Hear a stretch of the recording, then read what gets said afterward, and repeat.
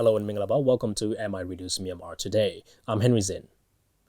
Myanmar Chinese leaders exchanged congratulatory messages on the 70th anniversary of diplomatic relations. Government to provide financial assistance to households without a regular income. Lockdowns and restrictions may have been eased, but people still need to follow preventive measures against COVID-19.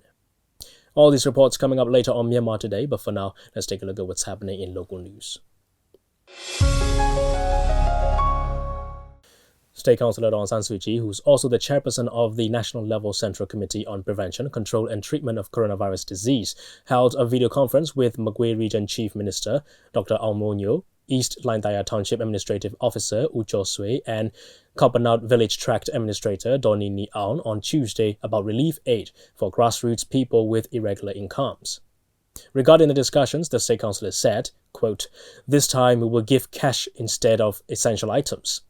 Giving essential items was a little more difficult, and it was because the relief items had to be bought from different places. It was difficult to get these relief supplies in some states and regions." She added that the weather has changed and that it is necessary to educate everyone about this. It is also necessary to live harmoniously with the new weather patterns. Rainy days have decreased compared to former times. When it rained, it came down in torrents, so there were floods and landslides. It is necessary to be prepared for such eventualities. It might be necessary to change the plantation methods in accordance with the changing rainfall patterns. Union Minister for Social Welfare, Relief and Resettlement, Dr. Wimia A, joined the virtual ministerial roundtable via a video conference on Tuesday organised by the UN Women, with the participation of ministers from Australia, Fiji, Cambodia, Japan, the Philippines, Thailand, Bangladesh, Myanmar and the Republic of Korea.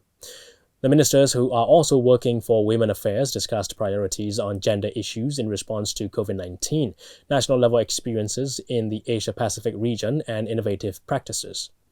The Union Minister talked about Myanmar's measures against abuse on women, prevention of domestic violence, employment opportunities for rural women, and the migrant women who returned from neighboring countries, the government's relief assistance to the vulnerable groups such as women, children and elderly persons at IDP camps, cares for women and children at the quarantine centers providing social protection funds, expansion of social protection plan, cash assistance for the pregnant women and children, and increase of elderly funds. The Ministry of Foreign Affairs is working in line with guidelines set by the National Central Committee on Prevention, Control and Treatment of Coronavirus Disease and cooperating with relevant ministries, Myanmar embassies abroad, to repatriate Myanmar citizens stranded due to COVID-19. A total of 30 Myanmar seamen on board the cruise ship of the Royal Caribbean Cruises in Manila Bay in the Philippines was brought back on a relief flight of Air Asia Philippines to Yangon International Airport Tuesday evening. The returnees were given proper medical examination and quarantined for 21 days as organised by the Ministry of Labour, Immigration and Population, Ministry of Health and Sports and the Yangon Region Government. So far, a total of 400 Myanmar seamen have been repatriated back home. The Ministry of Hotels and Tourism launched the COVID-19 Tourism Relief Plan in Naypyidaw on Tuesday, providing guidelines for implementation of the plan. Union Minister for Hotels and Tourism, U Omang, said the world's tourism industry has been paralyzed following the cancellation of airlines' travel restrictions and 14-day or 21-day quarantines due to COVID-19. The Tourism Relief Plan was drawn up based on the Tourism Crisis Management Guidelines from the World Tourism Organization and the Pacific Asia Travel Association and suggestions from the tourism organizations. The ministry will implement the plan as a COVID-19 Myanmar tourism strategic roadmap. The three strategies of the plan are survival, reopening, and relaunching. Each strategy involves 4 major processes. In the survival stage, taxes will be relaxed, license fees will be reduced, rental fees will be postponed, and loans will be provided for the hotels and tourism businesses. The ministry will continue organizing online training for tourism professionals and staff, discussing travel destinations and tourism market assessments. With the guidance of the Yangon City Development Committee, 4 ponds have been dug for sufficiency of the drinking water in Dalat Township, which is faced with the shortage of drinking water. Although Dalat Township is located near the sea, it has difficulty receiving underground water. Most of the people from Dalat Township are relying upon the rainwater collected in the rainy season. The ponds will collect the rainwater in the rainy season. The villagers will use this water when the water supply is short after the monsoon season. A well has also been dug in Seiji Kananto Township. The freshwater reformation project will be implemented in Yangon Donde Wat in 2022 to 2023. Then, the water will be distributed to Dala. That's all with the local news. Let's take a look at the first report now. President of the Republic of the Union of Myanmar, Wu Win-myint, and President of the People's Republic of China, Mr. Xi Jinping, exchanged congratulatory messages on the occasion of the 70th anniversary of the establishment of diplomatic relations between the two countries. Chinese ambassador to Myanmar, Mr. Chen Hai, stated in an article titled, "Carry forward the fine traditions of the past 70 years, build a China-Myanmar community with a shared future," in the Global New Light of Myanmar and People's Daily Newspaper of China on 8th of June. Pyo Diritu has more. Wu Win-myint, President of the Republic of the Union of Myanmar, and Mr. Xi Jinping, President of the People's Republic of China, exchanged messages of congratulations on the occasion of the 70th anniversary of the establishment of diplomatic relations between two countries, which fall on 8 June 2020. State Councillor Aung San Suu Kyi also exchanged messages of congratulations with Mr. Li Keqiang, Premier of the State Council of the People's Republic of China, on the same occasion. Sharing over 2,200 kilometers borderline, Myanmar and China have long and close relationship known as Baopo friendship. Myanmar-China diplomatic relation will mark its 70th anniversary on the year 2020 since it was first initiated in 1950. Within 70 years of the diplomatic tie, the two neighboring countries always keep a good relation, understanding the importance of each other and working on strategic cooperation in order to ensure win-win situation for political and economic growth.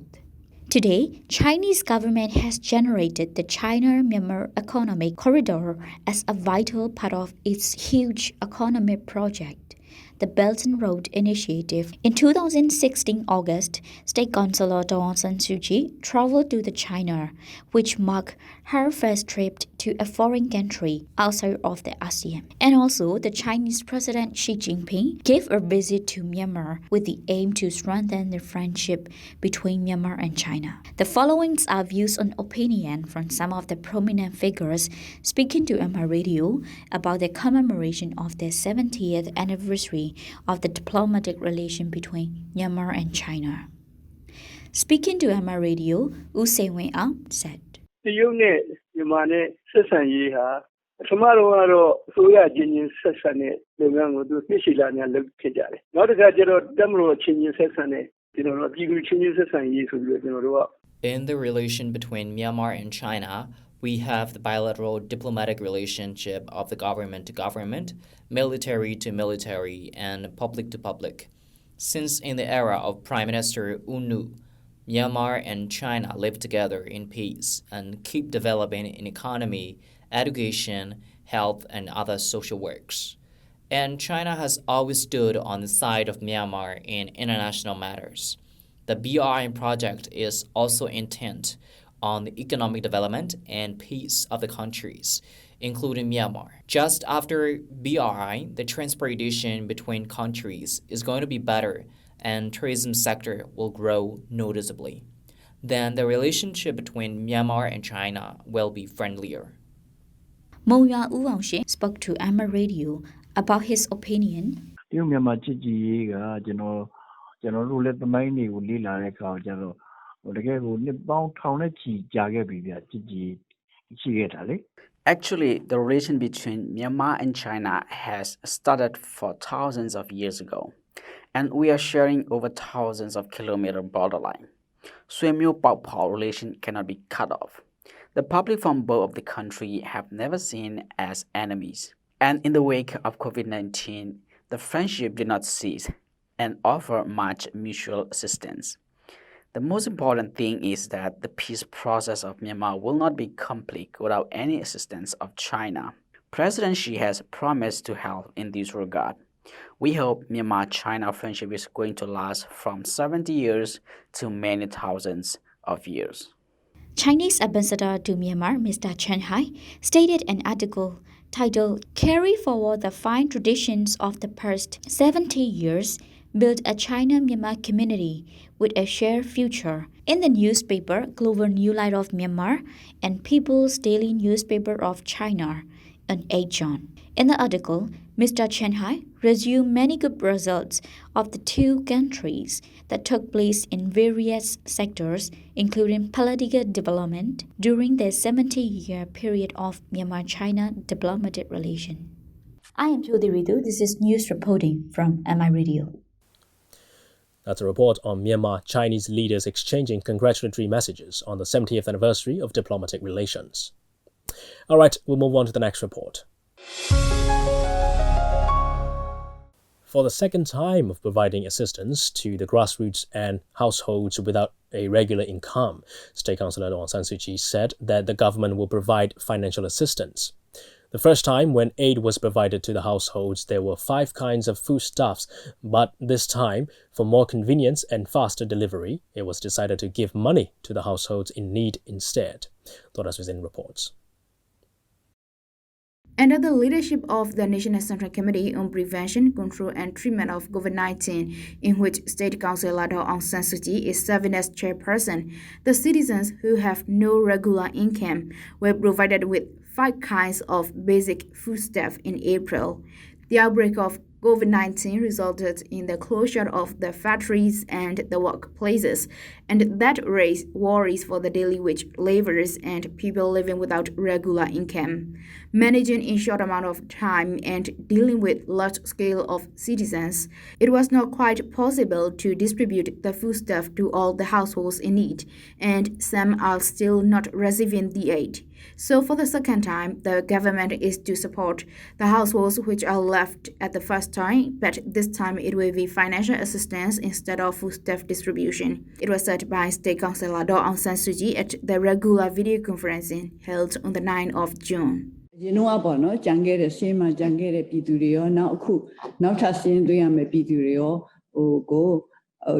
For all citizens who are left in the previous list and who are newly listed to get assistance, we will provide with financial assistance. This time, we decided not to give foodstuff because in some regions and states, it is difficult for the governors to collect some kinds of foodstuffs in large amount. When giving foodstuff to the citizens, almost all of the listed households are provided with a shared amount in Makwe region. And its Chief Minister Dauda Almunyo said at the video conference that it could be done through the collaboration of authorities concerned, community and volunteers. In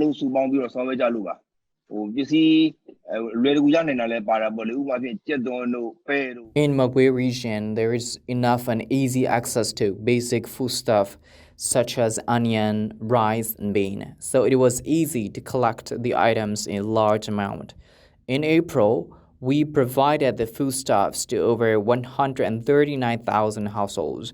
For the second time, listed citizens to get assistance, they include overseas returnees who are coming back because of unemployment and difficult living, those who were out of the first list but now facing difficult situation. For the second time, it is listed to support about 100,000 households in our region. One thing we're struggling right now is to feed the people at quarantine centers. We are depending on the donors for many overseas returnees staying at quarantine centers.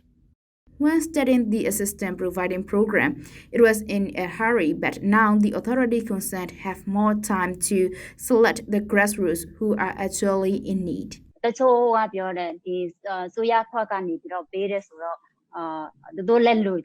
the government gives support, some citizens who are affordable also want to receive the provisions. But we make them clear that this assistance is for the grassroots and those living without regular income because of the outbreak COVID-19. So the residents helped us select the households in need. In our village, there are migrant workers from other regions and states, and many daily wage laborers. For the first time, we provided assistance to 108 households, and now we are to provide to more 65 households. In Laidaya Township, it is still difficult to cover all populations in need when giving assistance because of migrant workers from other parts of the country staying there and working at the factories in Laidaya. It is not easy to get exact data of households. 20,000 households were left to get assistance at the first time, and 40,000 are newly listed to get financial assistance. We cannot predict how long the pandemic will go on. It is difficult for Myanmar. It is a developing country to keep giving assistance for a very long time. So, we are easing restrictions depending on the spread and infection of the disease. People have to work to earn for living when taking care of themselves according to health guidelines. Gradually, we have to try to recover the economy. Thousands of overseas returnees from Thailand are coming back through border gates, and they are also having difficulties for living. Although some workplaces resume operation, the income rate is not the same as before. Although it is not mentioned how much the financial assistance is and when the exact date is to distribute, the authorities concerned and administrators are carefully selecting to reach to the households who are actually in need. That's all for now. This is Dora Susan from MI Radio.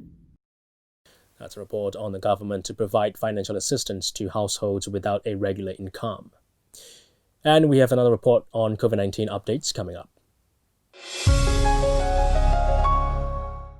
Myanmar has recorded 246 cases of COVID-19 with 6 deaths and 159 recoveries, according to the official data released by the Ministry of Health and Sports.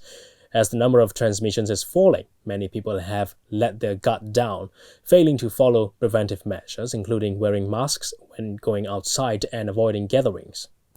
Pomo and Soyana will tell us more. Myanmar had recorded 246 cases of COVID-19 with 6 deaths and 159 recoveries, according to the official data released from the Ministry of Health and Sport. As the numbers of transmission is falling, many people have let their guard down, failing to follow preventative measures, including wearing masks when going outside and avoiding gatherings. Union Minister of Health and Sport Dr. Myanmar Today also warned the public not to let down their guard against the COVID-19, and he also asked the people to continue to follow the ministry guidelines. Speaking to MI Radio about the needs of the people to continue sticking to the health guidelines and avoiding careless behavior, Dr. Tan Nai So, Director of Health Knowledge Promotion Division from the Ministry of Health and Sports, said. ဒီနိုင်ငံတကာနဲ့ကြည့်ရင်တော့မိမိအိမ်နီးနားချင်းနိုင်ငံတွေနဲ့ကြည့်ရင်တော့ဒါကျွန်တော်တို့တော်တော်ကြီးကိုတက်တောင့်တက်တာရှိတဲ့အနေထားပေါ့နော်အတိုင်းအတာတစ်ခုထိကျွန်တော်တို့ကဒါအားလုံးရဲ့ပူးပေါင်းဆောင်ရွက်မှု As we have seen, we are in a good situation compared to our neighboring countries like India and Bangladesh. But we shall not be careless. We have already announced in the earlier days that 60% of the cases don't show the symptoms and can be infected. If the one who doesn't show the symptoms goes to the markets or crowded places like buses or somewhere without wearing masks, a lot of people can be infected. We have to be a lot cautious about the virus, and we should follow the guidelines of the Ministry of Health and Sports. ပေါ်သွားရင်တော့ကျွန်တော်တို့ကခံရမှာဖြစ်ပါတယ်။ဒါကြောင့်မလို့လေခုနဝန်ကြီးဌာနကဒါတတိပေးပြီးတော့ထုတ်ပြန်ထားတာဖြစ်ပါတယ် State Councillor Dawn San Suu Kyi said on her Facebook page that the public should not abandon preventative measures and keep a social distancing. As the restrictions are easing, people have started to be careless about washing hands and avoiding the crowded places. U Tae Myin, who is the regional representative from Tamwe Township, spoke to MI Radio through the phone interview. He said, Mr. ဆရာလည်းဘယ်လိုတော့ဘူးမြင်နေတယ်လို့အကြတော့အဲ့ဒီ opinion ပေါ့အဲ့လိုထင်တယ် The participation of local people becomes weaker than the previous period. Our government urged the people to follow the guidelines all the time, but people have started to be careless about it now, so we find the people for failure in following the guidelines. People don't think that they need to wear the masks, though the government has eased the restrictions as to semi-lockdown period. When we look at other countries, most of the countries have started to be prepared for the second wave. We can't know what will happen next. All we can do is we will have to urge the people to wear masks and practice social distancing.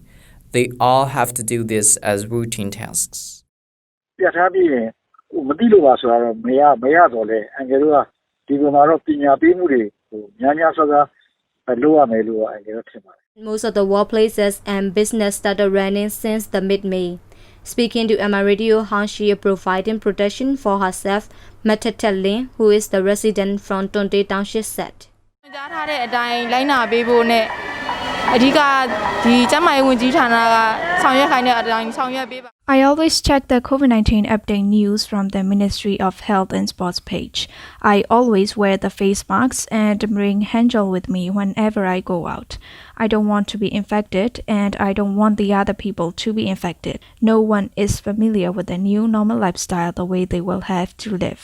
We have to follow the restrictions carefully as the government is also trying its best. သူတို့တွေလည်းတေချာဆောင်ရွက်နေတဲ့အချိန်မှာကိုရီးယားလည်းဒီဘက်ကနေတနိုင်တစ်ပိုင်းပေါ့နော်အဲ့လိုမျိုးဝိုင်းဝန်းပြီးဆောင်ရွက်ပေးပါ Since the mid-May, there has been only one reported infection inside the country, a health assistant assigned to a Chinese border crossing. From 16 May to 8 June, a total of 61 returnees have tested positive for COVID-19, according to the official release of the Ministry of Health and Sport. The global pandemic has spread to 188 countries, killing over 409,000 people and afflicting over 7 million people, according to Johns Hopkins Coronavirus Resource Center. Well, there's no other way to put it, but people still need to follow preventive measures against COVID-19. All right, next, we'll be joined by Xu Jingtuo, a senior journalist from China Media Group, to have a little discussion on the role of AI in driving China's economic growth and the pandemic fight. So, Mr. Xu, it is noted that the role of AI is significant in driving China's economic growth and the health sector. Would you please provide some comparison of the role of AI between pre- and post-COVID-19 periods? So the role of AI in driving China's economic growth and in the fight against COVID-19 is equally important, I would say, in particular in the fight against COVID-19. I would call the role as critical because we know information is important, awareness is important. If you want to increase the awareness of the public, you need to make the information accessible, easily accessible to the public. Either on the internet or smartphone apps. So this is the situation actually. The Chinese citizens can access information easily. So they can get the whole picture of the situation of the whole country or in any particular province or city or even neighborhood you live in. So everyone is well informed. And if there's necessary information to be spread, it can be done easily. Some apps even offer personalized information on the disease, such as the one feature called, cases nearby or cases in my neighborhood, which display the reported locations of the confirmed cases close to the user's location. So you have a better understanding where you go safely and where you may want to avoid. So artificial intelligence is being used to fight the virus on all fronts, I would say, from screening and diagnosis to containment and to drug development. With its ability to learn quickly from data relating to the novel coronavirus, AI saves human beings time in sequencing the genome of the virus, analyzing scans or making new vaccine. We know in a pandemic, time is important, because COVID-19 cases increase exponentially. So each day saved may mean, hundreds of thousands of lives saved ultimately. I would say one highlight would be, the SARS more than 10 years ago. In that time, if you want to do the virus sequencing, it took several months for the Chinese scientists to do that.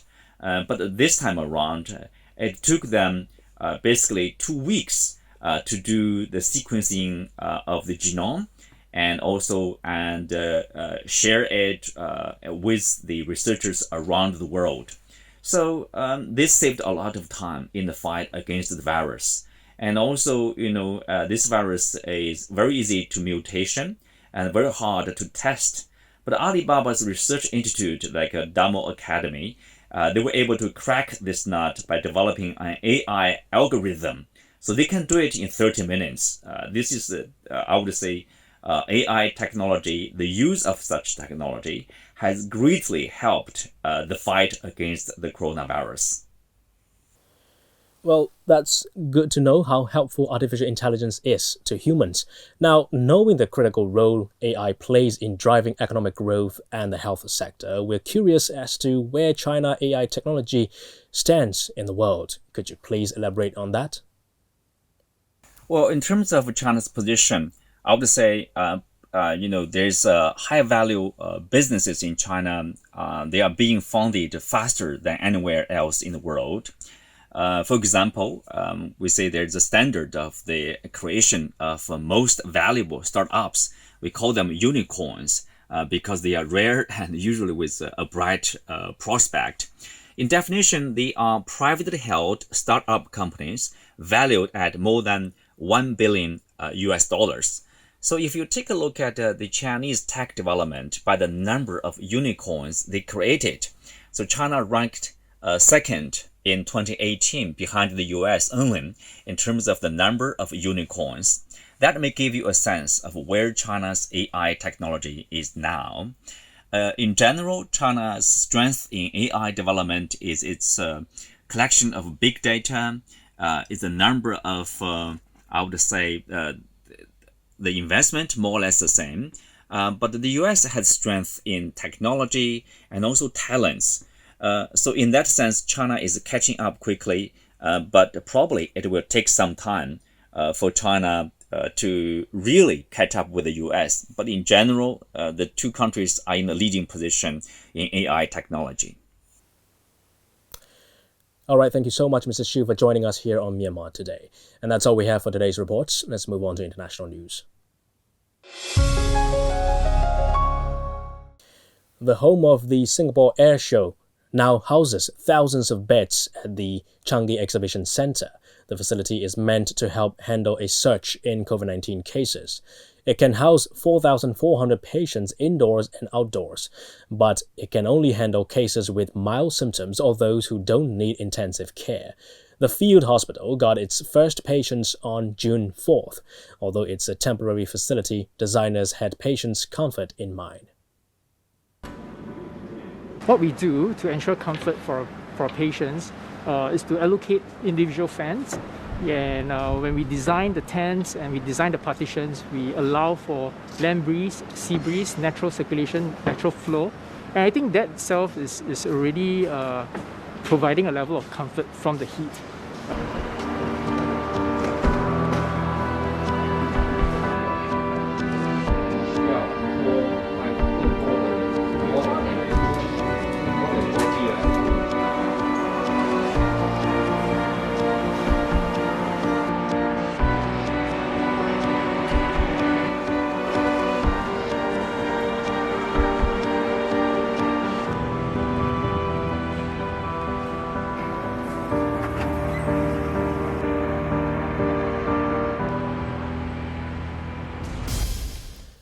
The 10th round of high-level strategic talks between China and the EU have been described as intense and substantial by the EU's High Representative for Foreign Affairs, Joseph Borrell. Borrell said, quote, "The most important deliverable from the 3-hour-long video conference was that both sides remain committed to the EU-China 2025 agenda. The aim of the ongoing talks is to develop a strategy to build deeper ties between both parties on everything from trade and investment to climate change and innovation. But while both sides remain committed to forging a deeper relationship, Borrell highlighted several unresolved issues, including an outstanding investment deal. The EU-China Comprehensive Agreement on Investment has been in the works for nearly 7 years, but both sides remain divided over market access and a level playing field. The deal was slated to be signed at a historic September summit in Germany, but that has now been postponed due to COVID-19 pandemic. Chinese State Councillor and Foreign Minister Wang Yi expressed hope that Britain should respect China's legitimate right to safeguard national security in Hong Kong during a phone conversation on Monday with UK Foreign Secretary Dominic Raab. Wang said China and Britain, as two major countries with global influence, share the common responsibility of safeguarding world peace and development, adding that strengthening mutually beneficial cooperation in a wide range of fields between the two sides is in the fundamental and long-term interests of the two peoples. Wang said Hong Kong affairs are purely China's internal affairs and no outside interference is allowed, pointing out that maintaining national security in Hong Kong concerns China's core interests, thereby a major issue of principle that must be adhered to. He also said the central government is responsible for upholding national security in China, as is the case in any other country. In other news, Chinese State Councillor and Foreign Minister Wang Yi and Joseph Borrell, EU High Representative for Foreign Affairs and Security Policy, agreed to work together to promote bilateral ties in the post-epidemic era and uphold cooperation and multilateralism. The consensus was reached during the 10th round of China-EU high-level strategic dialogue Tuesday, which was convened via video conference. Chinese Foreign Minister Wang Yi said China will firmly follow the path of socialism with Chinese characteristics that have been proven successful in practice, but will not export its system or development model. As former U.S. Vice President Joe Biden delivers a taped address during George Floyd's funeral, more instances of alleged racism in the U.S. are captured on video. Take a look at this. Hello, everyone, on this day of prayer, where we try to understand God's plan in our pain. To George's family and friends, Jill and I know the deep hole in your hearts when you bury a piece of your soul. Now is the time for racial justice. That's the answer we must give to our children when they ask why. Because when there is justice for George Floyd, we will truly be on our way to racial justice in America. And then, as you said, Gianna, your daddy will have changed the world. In the words of a hymn from my church based on the 91st Psalm, may he raise you up on eagle's wings, bear you on the breath of dawn, and make you to shine like the sun, and hold you in the palm of his hand. God bless you all. God bless you all. Well, that's all we have for now. Thanks for joining me on Myanmar Today. I'm Henry Zinn. Have a great day, everyone. I'll see you again. Goodbye.